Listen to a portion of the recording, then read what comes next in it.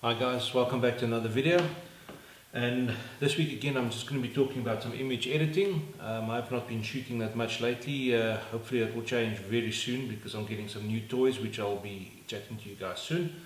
One of my very first videos that I uploaded onto YouTube was a video about image blending, and it was just a very basic blend where you layer two images on top of each other, masked it and did a gradient blend, and then brushed in a couple of different areas that you needed. Now, as we know, that works in most probably 90% of the cases, but often you get that one image where there's just something a little bit more that needs to be blended and a little bit more detailed blend. So today I'm going to be discussing a quick blend that I use, which I found in one of the tutorials online. I'll link it below, and it helped me tremendously. And it's basically a luminosity blend, but it's not as intricate as blending luminosity masks, because for the love of me I have not been able to get that as good as I wanted to do, because in blending these kind of ways you can easily stuff it up so it looks like one of those automated HDR blends. So right, let's get into it and open up our three images that we want to use. Now, these are images I shot a while ago while I'm on holiday in Gansbaai off the southern Cape coast of South Africa. So let's just open them up. I'm not going to be doing much to the images themselves. I'm just going to highlight all of them and just do basic adjustments right across the board.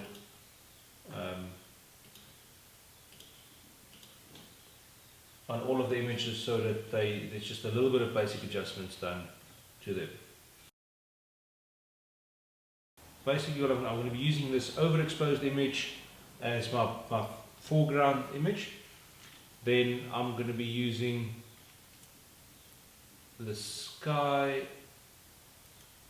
I can use both of these, the darker one, the lighter one.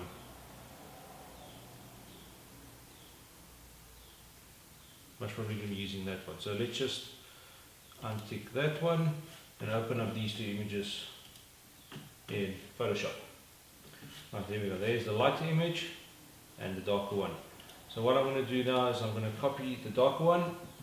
Command All, Command A for all, Command C or Control for copy, and then just go to the lighter one and just go Control Command V to paste it right on top of it, and you'll see it open up in two different layers on the right hand side. So now you can go ahead and close the other one should you want to. We're only going to be working with this one image. So what we're going to do now is we're going to be masking.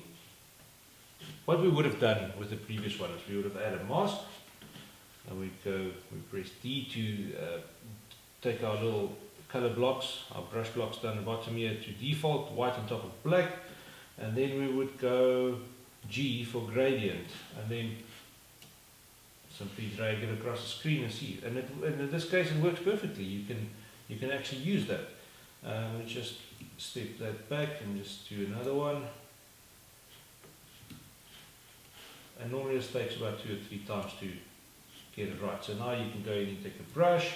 Nice big brush, opacity set to about 75%, and sorry, wrong one, and you just switch your palettes, and then you can just brush that in where you want.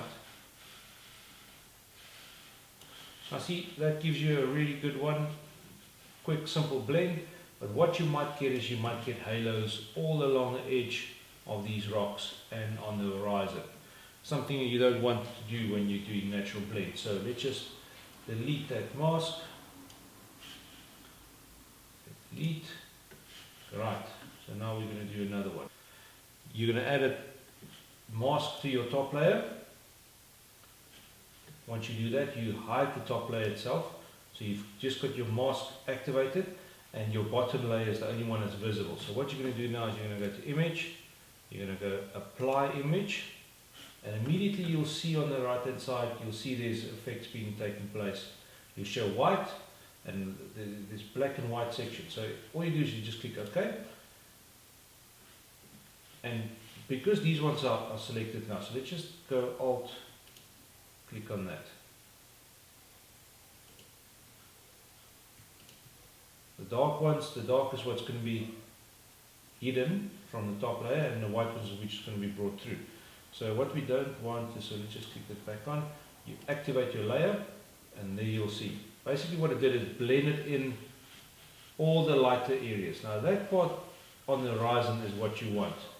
You can even take this further, go to, and all you do is just go back to image, apply image, and it will make that selection even smaller. So if you click OK, you add your layer, you'll see it just worked in that section there. Now what happens here, if you can see, it looks a bit mushy in the foreground. It looks like automated HDR, something we don't want. And that's very easy to use. We can just use a brush again, and you can just simply brush that back out. So I would just take it up to opacity 100%.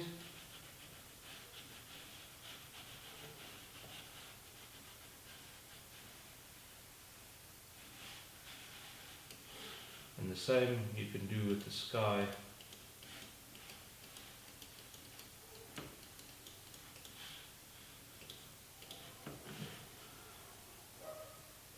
There we go. And if you look at the mask now, not that one, if you look at the mask now, you'll see that white sections, that's the only ones that was blended in. I would even remove this or at the bottom as well.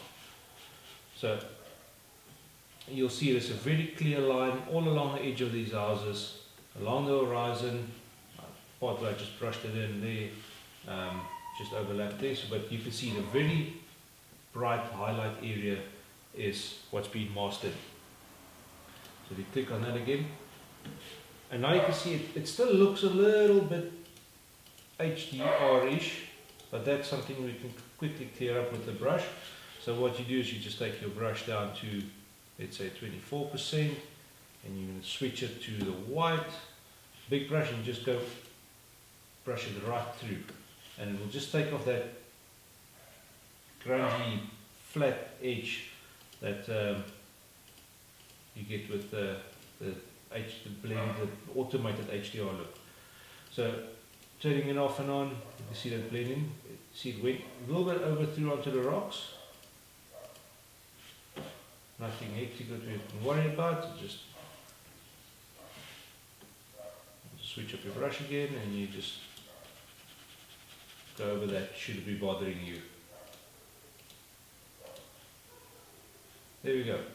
Very quick and simple, easy way to blend your images. And from here, once it's blended, you can go ahead, flatten this image, and carry on with your normal workflow editing. Duplicate the layer. Okay. Duplicate the layer.